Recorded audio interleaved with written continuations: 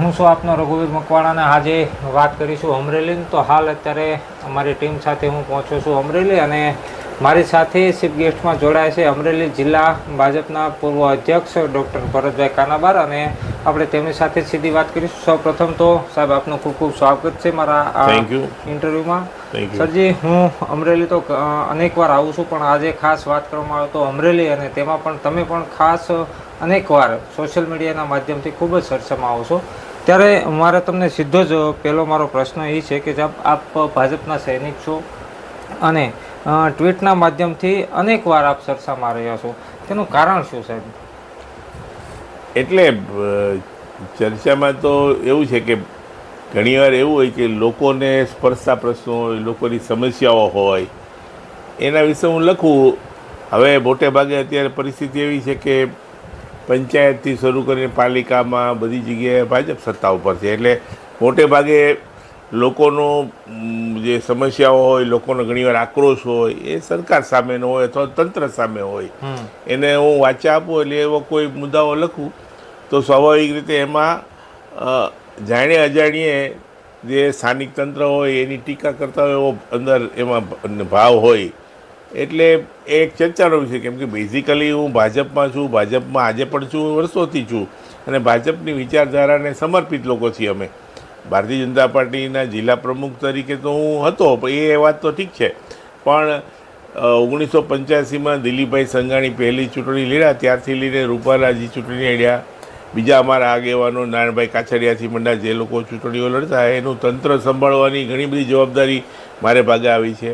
એ સિવાય પાર્ટીમાં મેં અન્ય જિલ્લાઓમાં જુનાગઢ, ભાવનગર જિલ્લામાં સંગઠનના પ્રભારી તરીકે કામ કર્યું છે, પ્રદેશ કારોબારીનો સદસ્ય છું, મીડિયા સેલમાં હતો। એટલે ભારતીય જનતા પાર્ટી સાથેનો અમારો જેને કહેવાય ને અભિન્ન એક નાતો છે, એટલે ઓળખ જ ભારતીય જનતા પાર્ટીને કારણે છે, ડૉક્ટર કાનાબારની। એટલે કોઈ વસ્તુ એવી લખું કે જેમાં તંત્રની ટીકા આવી જતી હોય તો તંત્ર અથવા સત્તા ઉપર અમે છીએ, એટલે એ ચર્ચો એ મુદ્દો મીડિયામાં ચર્ચાય, એટલે ઘણીવાર મારી ટ્વીટોનું ચર્ચા એટલે કારણે વધારે થતી હોય છે। સર, ખાસ વાત કરવામાં આવે તો પંચાયતથી લઈને પાર્લામેન્ટ સુધી ભાજપની સરકાર છે અને આપે અનેકવાર ભ્રષ્ટાચારને લઈને અનેક ટ્વીટો કર્યા છે, અનેકવાર આપ ચર્ચામાં આવ્યો છો, તો ક્યારેય માની લો ગાંધીનગર કે દિલ્હીથી ટ્વીટને લઈને કોઈ ઠપકો મળેલો ખરો સર? નહીં, એટલે ઘણીવાર એવા મુદ્દાઓ જ્યારે વિશે લખું અને જ્યારે પક્ષની નીતિ રીતિ અથવા પક્ષની પોલિસીથી થોડું દૂર હોય તો સ્વાભાવિક રીતે અમારા જે વડીલો હોય, જે અમારા સિનિયર લોકો હોય, એ મને કે બી ઠપકો તો ઠીક છે પણ કે આ લખવું જોઈએ, આ નહીં લખવું જોઈએ, એવું માર્ગદર્શન આપે। બાકી ભ્રષ્ટાચારની જ્યાં સુધી વાત છે ત્યાં સુધી ભ્રષ્ટાચાર સંપૂર્ણપણે નાબૂદ થયો નથી, થઈ શકવો અઘરો છે, કેમ કે અલ્ટિમેટલી એ જે લોકો સત્તામાં છે, જે તંત્રમાં છે, જેમના હાથમાં કારભાર છે, વહીવટ છે, એમની માનસિકતા ઉપર આધાર રાખે છે।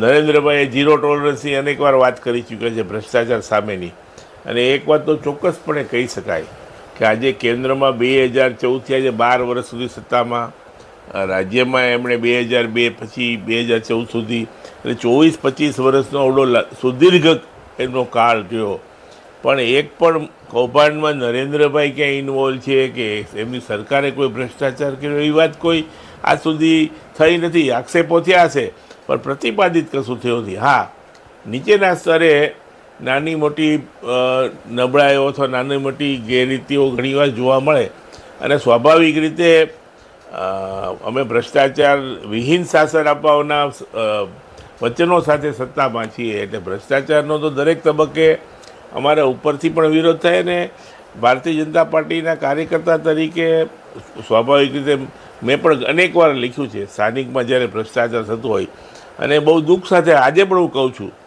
કે આજે પણ ગુજરાતમાં ભાગ્યે જ એકેય નગરપાલિકા કે પંચાયત હશે કે જ્યાં ભ્રષ્ટાચાર નહીં થતો હોય, અને એ વાત તો ચોક્કસપણે ચલાવી તો લેવી જોઈએ, લોકોએ પણ ન ચલાવી લેવી જોઈએ, પાર્ટીને પણ ચલાવવાની વાત આવતી નથી। નીચેનો તંત્ર ઉપર જોઈએ એવો અમારું મોનિટરિંગ નથી, એ વાત પણ એટલી જ સાચી છે। એટલે મારા મનમાં એવું લાગે કે જે લોકો પાર્ટીના ખરેખર હિતેતુ છે એમણે આવી વાતોને ઉજાગર કરવી જોઈએ, પાર્ટીમાં પણ એની જાણ કરવી જોઈએ। બાકી જો લોકોના પૈસા આવી રીતે વેડફાતા જાય તો લોકશાહીનો કોઈ મતલબ નથી, એવા વહીવટનો પણ કશો અર્થ નથી, અને એવા કારણસર તો આપણે સત્તામાં આવ્યા નથી. સર, આપણા દેશની જો વાત કરવામાં, દેશના સૌથી લોકપ્રિય નેતા એટલે કે નરેન્દ્ર મોદી, અને ખાસ અત્યારે હાલ જો વાત કરવામાં આવે તો સોશિયલ મીડિયાનો જમાનો છે, અને સોશિયલ મીડિયામાં સૌથી વધુ ફોલોઅર્સ હોય તો આપણા પીએમ મોદીના છે. બરાબર છે. અને તે આપને ફોલો કરે છે. રાઈટ. એ બાબતે આપ શું કહેશો?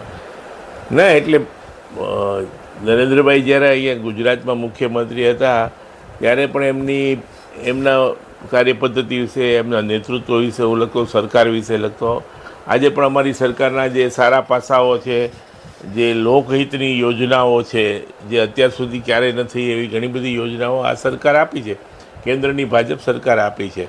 માત્ર એક તમે આયુષ્યમાન ભારતની યોજના લઈ લો તો મને લાગે એક જ કામ પણ કદાચ ભારતીય જનતા પાર્ટીની સરકારે કર્યું હોત ને તો પણ લોકોએ વર્ષો સુધી મત આપવા પડે એવી વાત છે. આજે દેશના 10 કરોડ પરિવારને આરોગ્યનું મોટું કવચ મળેલું છે.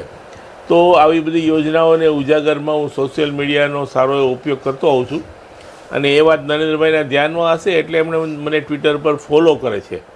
પણ સાથે સાથે ઘણી બધી વાત એવી પણ લખું છું ઘણીવાર હું, કે જેમાં અમારા તંત્ર હોય એની મારે ટીકા કરવાનું મારા ભાગે આવતું હોય, પણ એ હું લોકહિતની વાતને ઉજાગર કરવાના ધ્યેય સાથે લખું છું, એટલે પાર્ટીના લોકો પણ આ વાતને નજરઅંદાજ કરે છે. સર, ખાસ વાત કરવામાં આવે તો હમણાં થોડા દિવસો પહેલાં જ રાજ્યના આઈપીએસ અધિકારીઓની બદલી થઈ, તેમાં પણ ખાસ વાત કરીએ તો આપણે ભૂતપૂર્વ એસપી એટલે કે નિલપિત રાય, તેઓ પણ આપના નજીકના મિત્ર હતા, અને હાલ તેઓને રાજકોટના રેન્જ આઈજી તરીકે નિમણૂક કરવામાં આવ્યા છે. આપના તેમની સાથેના સંબંધો કેવા હતા? અહીંયા તો અમે ઘણી વખત ફોટોમાં વિઝ્યુઅલમાં જોયેલા, એ બાબતે આપ શું કહેશો? ના, મિત્ર તો ઠીક છે, એ ખૂબ જ સારા અને બાહોશ અધિકારી હતી. જિલ્લાના અમારા પોલીસ વડા હતા.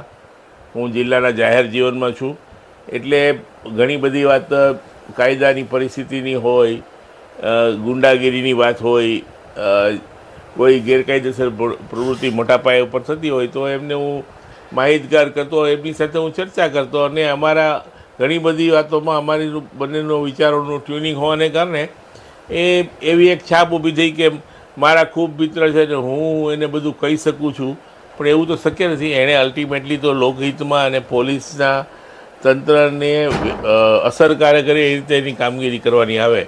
હવે જ્યારે જે રાજકોટના આઈજી નિમાણા છે ત્યારે એની ચર્ચા સમગ્ર સૌરાષ્ટ્રમાં એની મોટી ચર્ચા છે, મીડિયામાં ચર્ચા છે. ખાસ કરીને ગોંડલની રાજકીય જે કાયદો વ્યવસ્થાની સ્થિતિ છે એને અનુલક્ષીને પણ ઘણી બધી ચર્ચાઓ સોશિયલ મીડિયામાં અને મીડિયામાં થતી હોય છે. ચોક્કસપણે નિલિત્રાએ એક પ્રામાણિક સ્વચ્છ પ્રતિભા સાથેના એક અધિકારી છે. એમને જે ક્ષેત્ર મળેલું રાજ્ય સ્તરનું, એ જે ફિલ્ડમાં એણે કામગીરી કરી અત્યાર સુધી કોઈ એનું નામ પણ સાંભળ્યું નહોતું કે આવું પણ એક તંત્ર પોલીસમાં હોય જે ગુજરાતમાંથી આવું સ્ટેટ લેવલનું મોનિટરિંગ કરે. જેમ સેસાન આવ્યા પછી લોકોને ખબર પડી કે ચૂંટણી પંચને શું સત્તાઓ શું હોઈ શકે, એમ સ્ટેટ મોનિટરિંગ જે સેલ કહેવામાં આવે છે એસએમસી, એની કેટલી બધી કામગીરી એના દ્વારા થઈ શકે એ તો નિલિત્રાએ કરી બતાવ્યું. ત્યારે લોકોને ખબર પડી કે એસએમસી જેવો પણ એક પોલીસનો વિભાગ છે જેને કારણે ઘણી બધી મોટી સાફસૂફી થઈ શકે. તો આવા બાહોશ, પ્રામાણિક અને કાર્યક્ષમ અધિકારી, કાર્યદક્ષ અધિકારી રાજકોટ રેન્જને મળ્યા છે. તો જ્યાં પણ અસામાજિક પ્રવૃત્તિઓ થતી હશે, ગુંડાગીરી હશે, તો એ ચોક્કસપણે એનો કંટ્રોલ આવશે જ, અને એનો ફાયદો રાજકોટને અને સૌરાષ્ટ્રને થવાનો છે. સર, ખાસ તો આપણે ગોંડલની આપણે વાત કરીએ તો ગોંડલની વાત કરું તો ગોંડલના રાજકારણમાં રેન્જ આઈજી તરીકે નિલપિત રાયને મૂકવામાં આવ્યા, ત્યારબાદ ગોંડલના રાજકારણમાં કેવી અસર પડશે, આપ કેવી રીતે જોવો છો? ના, એટલે ગોંડલના રાજકારણનું તો મારે ટીકા ટિપ્પણ અહીંયા બેઠા બેઠા કરવું મને કંઈ મારા માટે કંઈ વ્યાજબી પણ નથી, અને મને પૂરેપૂરો એની શું પરિસ્થિતિ છે એનો ખ્યાલ પણ નથી. પણ એક વસ્તુ ચોક્કસ છે કે રાજનીતિમાં અને ખાસ કરીને લોકશાહીમાં મસલ પાવરનો જ્યાં અતિરેક હોય, અને મસલ પાવરને કારણે જે લોકો સત્તામાં ટકી રહેતા હોય એ સત્તાનો ઉપયોગ કરીને જો લોકોને રંજાડતા હોય, લોકોને એને કારણે તકલીફ હોય, સામાન્ય નાગરિકને એને કારણે તકલીફ થતી હોય, સામાન્ય નાગરિક એવા લોકોને કારણે જો ભય અનુભવતો હોય તો ચોક્કસપણે એવા લોકોને કંટ્રોલ કરવા પડે, એવા લોકોને નાથવા પડે. અને મને લાગે છે કે દિલીપ રાય એને માટે બરાબર યોગ્ય અધિકારી છે. સર, હવે હું આપની વાત એ કરું કે અમરેલીમાં આપ સાંસદના દાવેદાર તરીકે મનાતા હો છો, ગણાતા હો છો, પરંતુ જ્ઞાતિવાદને લઈને આપને ટિકિટ ના મળી હોય તેવી પણ એક ચર્ચાઓ હતી. એ બાબતે આપ શું કહેશો? ના એટલે એવું તો છે નહીં. દાવેદાર તો આમાં એવું છે, ભારતીય જનતા પાર્ટીમાં જે લોકો કામ કરે છે એ બધાને દાવો કરવાનો હક છે. એ બધા ઘણા મારા જેવા અનેક સક્ષમ લોકો જિલ્લા સ્તરમાં, જિલ્લા લેવલે કામ કરે છે. અને બધા જ લોકોને ધારાસભ્ય કે લોકસભાના સભ્ય તો પાર્ટી બનાવી શકે નહીં. અને જ્ઞાતિવાદની વાત તો ઠીક છે, પણ જે સમાજ મોટો હોય એનો પ્રતિનિધિને ધારાસભા કે લોકસભાની ટિકિટ મળે એ એક સ્વાભાવિક પ્રક્રિયા છે. અને એમાં માત્ર જ્ઞાતિવાદ હોતો નથી, એમાં પણ એ પણ સમાજના કાર્યકર્તાઓ પાર્ટીમાં કામ કરતા હોય છે. એટલે મને કંઈ જ્ઞાતિવાદને કારણે અન્યાય થયો એવું હું ક્યારેય માનતો નથી. મને પાર્ટીએ જ્યારે પણ જરૂર પડી ત્યારે યોગ્ય સ્થાન પણ આપ્યું છે, યોગ્ય જવાબદારી આપી છે. અને આજે પણ પાર્ટીમાં હું કોઈ વાતનું ધ્યાન દોરું તો મને તંત્ર પણ સાંભળે છે, અમારી નેતાગીરી પણ સાંભળે છે, સંગઠનની નેતાગીરી. અમારા આદરણીય મુખ્યમંત્રી ભૂપેન્દ્રભાઈ પટેલ પણ બહુ સારી રીતે મારી વાતને લક્ષ્યમાં લે છે. એટલે એ બાબતમાં મારા મનમાં કોઈ રંજ નથી. સર, ખાસ વાત કરીએ તો અમરેલીમાં જૂથવાદ પર હંમેશા ચર્ચાઓ થતી હોય છે, અને તેમાં પણ જૂના નેતા અને નવા જે નેતાઓ છે તેના વચ્ચે આ જૂથવાદ અમરેલીમાં પૂરો ક્યારે થાય છે? આપ કેવી રીતે જુઓ છો, શું કહેશો આપ? એટલે જૂથવાદ શબ્દ તો મને લાગે વધારે પડતો અહીંયા કડક છે અમરેલીની બાબતમાં. જો જૂથવાદ હોત તો અમારી 5 સીટ અમે જીત્યા ન હોત, અમે સંસદ આટલી બધી જંગી બહુમતીથી અમે જીત્યા ન હોત, અમે જિલ્લા પંચાયત, તાલુકા પંચાયત, નગરપાલિકામાં અમારી એટલી સફળતા મળી ન હોત. હા, આ રાજકારણ એ કાંઈ કોઈ, હું ઘણીવાર કહેતો હોઉં છું એમ કે કોઈ BAPS કે સ્વાધ્યાય પરિવાર નથી. એ દરેક વ્યક્તિ જાહેર જીવનમાં જોડાય છે ત્યારે એક મહત્વાકાંક્ષા સાથે આવે છે. પોતાને સક્ષમ સમજતા હોય મોટાભાગના લોકોને હોય પણ છે. અને એવા લોકો વચ્ચે જ્યારે હરીફાઈ હોય, પદો ઓછા હોય, ત્યારે એક હરીફાઈના તત્વને કારણે ઘણીવાર એવી એક વાત ઊભી થાય કે આ ફલાણા જૂથનો છે કે આ ફલાણા જૂથનો છે, એવું બને. બીજું, જ્યારે નવી પેઢીઓ આવતી હોય, ચિત્રમાં, ફિલ્ડમાં આવતી હોય, ફોકસમાં આવતી હોય, ત્યારે જૂની પેઢી નવી પેઢીઓ એક તફાવત પણ મીડિયામાં પણ હાઇલાઇટ થતું હોય, લોકમુખે પણ ચર્ચાતો હોય. પણ એમના વચ્ચેની કોઈ મોટી ભેદરેખા હોય એવું હું નથી માનતો. અમારે ત્યાં ભૂતકાળમાં કિશોરભાઈ દવે કે વસંતભાઈ આસર કે અત્યારે રૂપાલાજી કે આદરણીય દિલીપભાઈ સંઘાણી, આ બધા લોકોએ આ જિલ્લામાં જ્યારે ભારતીય જનતા પાર્ટી કે જનસંઘનું કાંઈ હતું નહીં, એમાંથી એણે અવડું મોટું વટવૃક્ષ તૈયાર કર્યું છે. અને અત્યારે જે નવી નેતાગીરી કહેવાતી હોય કે યુવાનો હોય, એમને પણ આ લોકોની પુરુષાર્થના ફળો આજે મળ્યા છે. એ લોકોએ ભારતીય જનતા પાર્ટીને આજે ગામડે ગામડે પહોંચાડ્યું છે. એક સમય એવો હતો કે ભારતીય જનતા પાર્ટીને નાનકડી મિટિંગ કરવી હોય તો કાર્યકરો મળતા નહીં. આજે ભાજપ અવડો મોટો ફૂલ્યો ફાલ્યો છે તો એ લોકોના વર્ષોનું તપ અને એમની મહેનત પડેલી છે, પુરુષાર્થ પડેલો છે. એટલે કોઈને સાઇડલાઇન કરવા કે ન કરવા એવું કશું આમાં હોતું નથી.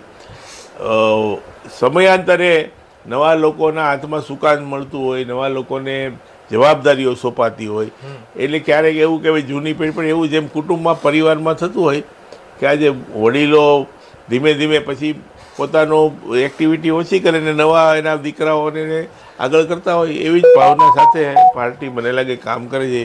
એવી કોઈ મોટી તિરાડો કે મોટું કોઈ અંતર પાર્ટીમાં છે એ વાત ખોટી છે. સર, એક સમય એવો હતો કે ત્યારે તમે ભાજપના જે દિગ્ગજ નેતા ગણાવ્યા દિલીપ સંઘાણી, તેમના વિશે આપે એક પુસ્તક લખેલું હતું, અને ત્યારબાદ દિલીપભાઈ સામે પણ તમારે ઘણા અનબનાવ બન્યા હોય તેવી પણ એક વાત હતી. હાલની જો વાત કરવામાં આવે તો અત્યારે તમારે અને દિલીપભાઈ સાથે કેવા સંબંધો છે, શું કહેશો એ બાબતે?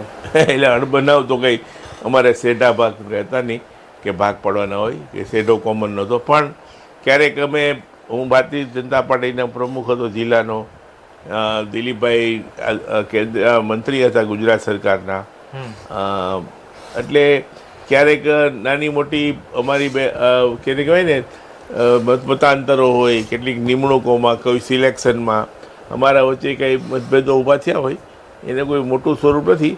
અને એ period જે કેવો હતો સર? ત્યારનો એ સમય કેવો હતો? ત્યાંનો સમય એક ખરું તંદુરસ્ત હતું. અમે ઘણીવાર મેં દિલીપભાઈનો કોઈ જગ્યાએ અમારા મંચોમાં વિરોધ કર્યો હોય, અમારી પાર્ટીની સિસ્ટમોમાં, પાર્ટીની મિટિંગોમાં, પાર્ટીના અમારા આગેવાનો હાજરીમાં તેની હાજરીમાં જ કર્યો હોય.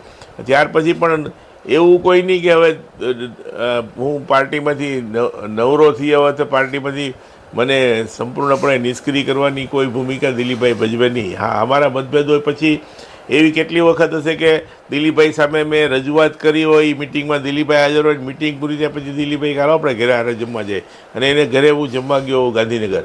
તો આવી તંદુરસ્ત જેને કહેવાય ને એક પ્રકારની અમારા વચ્ચેની એ પેલી હતી. આજે દિલીપભાઈ સાથે પણ આજે પણ એવા સારા સંબંધો છે.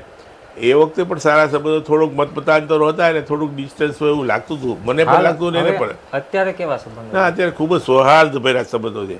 અને દિલીપભાઈ આજે સક્રિય રાજકારણમાંથી પણ સહકારી ક્ષેત્રમાં તો આ દેશનું સર્વોચ્ચ પદ અમરેલીના ફાળે આવ્યું એમના કારણે આવ્યું છે. અને એમણે અમરેલીની જે મધ્યસ્થ સહકારી બેંક છે ને, હું માનું છું ત્યાં સુધી એમણે પાર્ટીના કેટલાય લોકોને, કેટલાય સક્રિય કાર્યકર્તાઓ અમારા છે એ લોકોને આ બેંકના માધ્યમથી મદદ કરી છે, રોજગારી આપી છે.